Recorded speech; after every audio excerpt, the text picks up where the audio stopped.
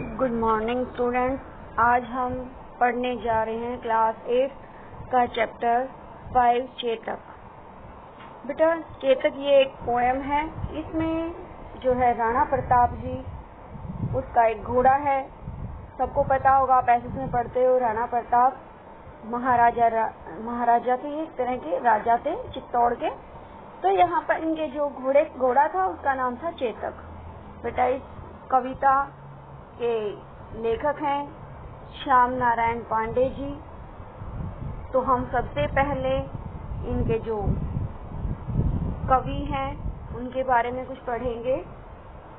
देखो बेटा, कवि परिचय। श्यामा नारायण पांडे का जन्म आजमगढ़ के डुमराव गांव में हुआ था।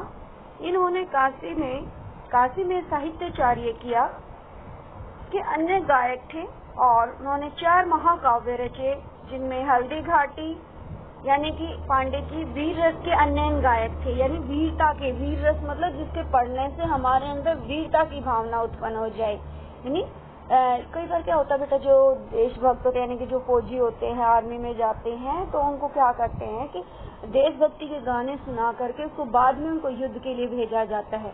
उनको एक तरह से इमोशनली इतना वीर बना दिया जाता है कि उनके अंदर देशभक्ति भर दी जाती है कूट कूट के। नहीं तो बेटा मरने का मन किसका करता है, किसका मन युद्ध में जाने का करता है कि भाई उनको सबको अपनी फैमिली याद आती है। लेकिन उनके अंदर जब देशभक्ति के गीत हम उनको सुनाते हैं तो उनके अंदर जोश आ जाता है।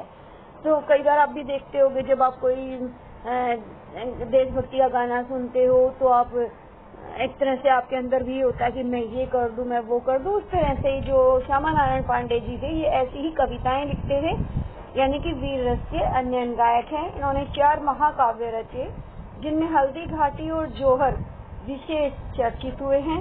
हल्दी घाटी में इन्होंने महाराणा प्रताप के जीवन का आख्यान किया, यानी कि इन्होंने हल्दी घाटी महाकाव्य में महाराणा प्रताप के बारे में बताया है। इसके लिए उन्हें देव पुरस्कार भी प्राप्त हुआ। अपनी ओजस्वी वाणी के कारण, ओजस्वी मतलब दूसरों को प्रभावित कर देने वाली वाणी के कारण वे कवि सम्मेलनों में भी बड़े लोकप्रिय थे। यानी कि एक तरह से कोई अगर किसी का कवि, मान लो कोई कवि है, उसके जो मटेरियल है या जो कविताएं उसने बनाई वो तो बहुत अच्छी है, लेकिन उसको जब वो अच्छे प्रभाव से प्रस्तुत नहीं कर पाता, यानी कि एक तरह से प्रभावशाली तरीके से दूसरों को ये अपनी बात नहीं कह पाता। मान लो हम कोई मातृभूमि का कोई, जैसे ये वीर है अलबेलों का, यानी कि कोई भी जो देशभक्ति का गीत हम गाते हैं, उसको अगर हम रोते रोते से धीरे धीरे से गाएंगे तो क्या होगा, वो अच्छा नहीं होगा। लेकिन उसको तो जोश के साथ गाना चाहिए।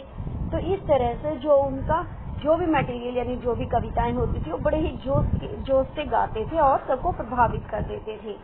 अब हम करेंगे चेतक। आज हम बेटा पहले इसके शब्दार्थ करेंगे। बेटा आप किसी भी लेसन को पढ़ने से पहले उसके शब्दार्थ आपको लर्न करनी चाहिए। आज हम सिर्फ इस कविता के 4 पहरे ही करेंगे। 3 पहरे हम नेक्स्ट जो वीडियो भेजूंगी मैं उसमें करेंगे, ठीक है बेटा। तो सबसे पहले हमें इसकी रीडिंग करनी है, उसके बाद इसके शब्दार्थ और उसके बाद 4 जो पहरे हैं आपके उनकी व्याख्या करेंगे।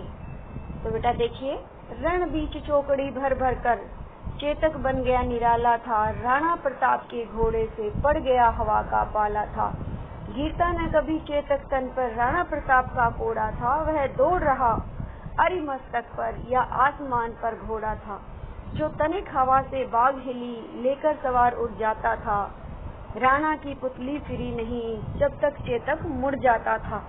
कौशल दिखलाया चालों में, उड़ गया अचानक भालों में। निर्भीक गया वह ढालों में, सरपट दौड़ा करवालों में। है यही रहा अब यहाँ नहीं, वह वही रहा वहाँ नहीं। थी जगह न कोई जहाँ नहीं, किस अरि मस्तक पर कहा नहीं।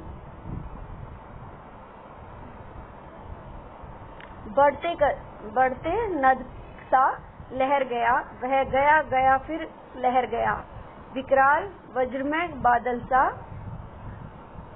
पता नहीं बेटा दिखाई नहीं दे रहा, आपकी बुक में आपको दिखाई देगा कि सेना पर, पता नहीं क्या दिखाई दे रहा है, गहर गया, गहर गया मतलब उस पर हावी हो गया। भाला गिर गया, गिरा निसंग, है टोपी में खड़ बेटा क्या है गया अंग, बैरी समाज रह गया दंग, घोड़े पर घोड़े का ऐसा देख रंग। यानी कि बेटा इसमें जो है पिक्चर है क्लियर नहीं आ रही है, आप उसको पढ़ते वक्त अपनी बुक आपके पास होनी चाहिए। अभी मैं आपको सिर्फ 4 के ही शब्दार्थ, 4 पैरों में जो भी शब्दार्थ आए वो बताऊंगी और इसकी व्याख्या बताऊंगी। क्या है बेटा? रण। फर्स्ट है आपका रण। रण मतलब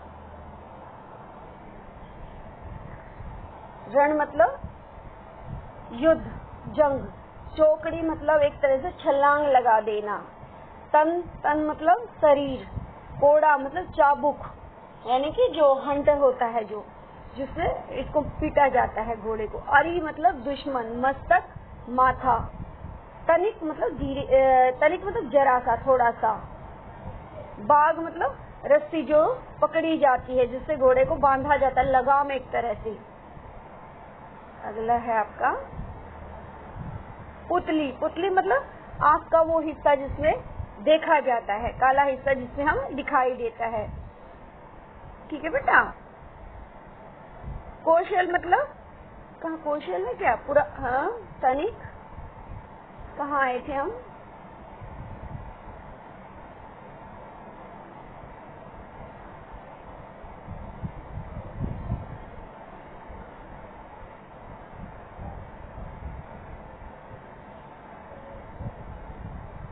अच्छा पुतली के बीच में आए थे, यानी कि पुतली का क्या बता रहे थे कि तनिक मतलब जरा सा, पुतली मतलब एक तरह से जो हमारे आंख का वो ब्लैक हिस्सा जो जिससे हमें दिखाई देता है। ठीक है। कौशल मतलब होशियार। निर्भीक मतलब निडर। कर वालों मतलब बाधा, यानी कि बाधाओं के बीच में कूद जाना, यानी कि जो भी मुसीबतें हो उनमें कूद जाना। अब हम इसकी जो साफ साफ क्लियर दिखेगा वो वाला हम पहला यहाँ से स्टार्ट करते हैं। देखो बेटा, रण बीच चौकड़ी भर भर कर, चेतक बन गया निराला था, राणा प्रताप के घोड़े से पड़ गया हवा का पाला था। बेटा क्या बताया? रण मतलब युद्ध के क्षेत्र में जो घोड़ा था वो चौकड़ी भर भर कर कूद रहा था, यानी कि कभी इधर उछलता हुआ इधर चला गया, कभी उछलता हुआ उधर चला गया, यानी कि चौकड़ी यानी चारों पैरों से एकदम से उछल रहा, मतलब चौकड़ी भरना एक तरह से जो चारों पैरों को इकट्ठा करके दूर वो जंप करता है, उसको कहा गया है कि वो निराला इसलिए कहा गया है क्योंकि उसकी अपनी स्फूर्ति के कारण कि एकदम से इधर कभी इधर दिखाई देता है, कभी उधर दिखाई देता है, यानी कि उसकी स्फूर्ति के लिए यहाँ पर निराला कहा है। यानी कि जो राणा प्रताप का घोड़ा था वो युद्ध में बड़ा ही निराला लग रहा था, यानी कि अपनी होशियारी कुशलता के कारण वो सबको निराला लग रहा था। राणा प्रताप के घोड़े से पड़ गया हवा का पाला था, यानी कि उसकी स्फूर्ति देख करके ऐसा लग रहा था कि उसका हवा से पाला पड़ गया, अर्थात हवा की सी तीव्रता से वो कभी इधर जा रहा था युद्ध के क्षेत्र में, कभी उधर जा रहा था और दुश्मनों को मार रहा था। जीता न कभी चेतक तन पर, राणा प्रताप का घोड़ा था। क्या होता है बेटा? घोड़े को चलाने के लिए उस पर उसको तेज दौड़ाने के लिए उस पर कोड़ा मारना पड़ता है उसको, लेकिन यहाँ राणा प्रताप को उसकी जरूरत ही महसूस नहीं हुई, क्योंकि जो चेतक था वो तो खुद ही इतना फुर्तीला था। तो कहता है कि चेतक पर राणा प्रताप का कोड़ा कभी नहीं गिरा, अर्थात राणा प्रताप ने चेतक को नहीं मारा। वह दौड़ रहा अरि मस्तक पर, अरि मतलब दुश्मन, मस्तक मतलब माथे पर या आसमान पर घोड़ा था, यानी कि वो दुश्मनों के माथे पर ऐसे कूद रहा था जैसे वो आसमान पर कूद रहा हो, यानी कि दुश्मनों को चोट पहुंचा रहा था।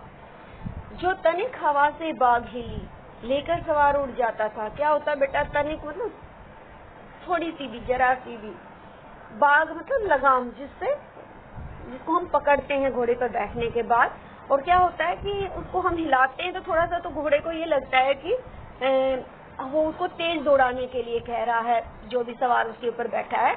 तो यहाँ पर कहता है कि अगर हवा से भी जो बाग हिल जाती है, यानी लगाम अगर घोड़े की हिल जाती है, तो वो लेकर सवार उड़ जाता है, यानी कि वो अपनी रफ्तार बढ़ा देता है। राणा की पुतली फिरी नहीं जब तक चेतक मुड़ जाता था, यानी कि राणा प्रताप देख इधर अपनी गर्दन भी नहीं घुमाते थे, अपनी उसकी पुतले भी नहीं फिरती थी, यानी कि राणा प्रताप के इशारे पर वो चलता था। राणा प्रताप के मन में ये बात आती कि हमें उधर जाना चाहिए तो उधर ही चला जाता था, यानी कि एक तरह से इतनी स्फूर्ति थी कि राणा प्रताप को ना ही उसको मोड़ना पड़ता था ना ही कुछ, वो इतनी स्फूर्ति से युद्ध के क्षेत्र में शत्रुओं पर वार करवा रहा था। वह अपने खुरों से, अपने पैरों से भी वार कर रहा था, साथ ही उसकी पीठ पर सवार राणा प्रताप भी उनको अपने दुश्मनों को मार रहे थे, और जिधर राणा प्रताप जाना चाहते थे वो उस तरफ राणा प्रताप की पुतले घूमने से पहले ही उधर मुड़ जाते थे। कौशल दिखलाया चालों में, कौशलता यानी होशियारी दिखाई अपने चालों से, यानी कि कभी इधर जाना कभी उधर जाना, ये करके उसने अपनी होशियारी दिखाई। उड़ गया अचानक भालों में, यानी कि भाले क्या होता है युद्ध के क्षेत्र में, तो भाले तीर कमान ही होते हैं, तो वो उनके बीच से ही यानी उनके ऊपर से कूद जाता है, क्योंकि छलांग लगा देता है। निर्भीक गया वह ढालों में, निर्भीक ढाल, निर्भीक मतलब निडर, ढाल, ढाल मतलब क्या होती है बेटा, जब तलवारबाजी होती है तो एक लोहे की बड़ी सी ढाल होती है जिससे ना जो दुश्मन पर वार करता है तो उसको आगे लगा करके अपनी जान बचाते हैं। सरपट दौड़ा करवालों पर, करवालों मतलब बाधाओं में, यानी कि वो एक तरह से यहाँ पर बताया गया निर्भीक गया वह ढालों में, बिना डरे वो ढालों के बीच में कूद गया, सरपट दौड़ा करवालों में, और वो बाधाओं में भी दौड़ गया, यानी कि वो ये नहीं कि उधर अगर शत्रु सेना है या भाले चल रहे हैं तो वो उनके बीच में भी कूद गया कि उन्हें तो अपने शत्रुओं को मारना है, वो डरा नहीं, उधर भी वो राणा प्रताप के कहने से पहले ही वो दुश्मनों के बीच में कूद गया ताकि जो है राणा प्रताप अपने दुश्मनों को मार सके। पूरी पोएम ये है बेटा, आपने पोएम को अच्छे से पढ़ना है, याद करना है। आज मैं आपको सिर्फ मौखिक क्वेश्चन आंसर समझाऊंगी और मौखिक क्वेश्चन आंसर ही आपको मैं भेज रही हूँ। आपको ये थोड़ा थोड़ा करके इनको याद करना है और अपनी कॉपी में लिखना है। अभी मैं आपको क्वेश्चन आंसर करवाती हूँ। फर्स्ट क्वेश्चन है बेटा, इस कविता में किसके विषय में बताया गया है? किसके बारे में बताया गया बेटा? इस कविता में राणा प्रताप के घोड़े चेतक के बारे में बताया गया है। थोड़ा भी बाग हिलने पर चेतक किस प्रकार चलता था? थोड़ी सी भी बाग हिलने पर चेतक सवार को लेकर उड़ जाता था, यानी बहुत तेज दौड़ता था। उसके शरीर पर राणा का कोड़ा क्यों नहीं गिरता था? क्योंकि वो बहुत तेज दौड़ता था। सवार जो बैठा होता है वो घोड़े को सिर्फ तेज दौड़ाना चाहता है, तो राणा प्रताप के कहने से पहले ही, उसको कोड़ा मारने से पहले ही वो तेज दौड़ता था, तो राणा प्रताप को कोड़ा ही मारने की जरूरत नहीं पड़ती थी। किस तरह कह सकते हैं कि चेतक बहुत निराला था, यानी कि वो बहुत तेज दौड़ता था और घोड़ों से वो उसके अंदर बहुत ज्यादा तीव्रता थी, इसलिए वो निराला था। बेटा आज मैंने आपको सिर्फ मौखिक के 4 क्वेश्चन करवाए हैं। आपने पोएम को पढ़ना है, उसके कठिन शब्दार्थ लिखने हैं जो मैं आपको भेज रही हूँ, और कॉपी में सुंदर सुंदर लिखने हैं, ठीक है बेटा? और इनको साथ साथ याद किया करो, आपके यूटी भी होने हैं, ठीक है बेटा? नेक्स्ट जो वीडियो मैं भेजूंगी उसमें आपके लास्ट के 3 पैरे होंगे, साथ ही आपके बाकी की जो क्वेश्चन आंसर और एक्सरसाइज रहेगी, ठीक है बेटा? Okay, thank you.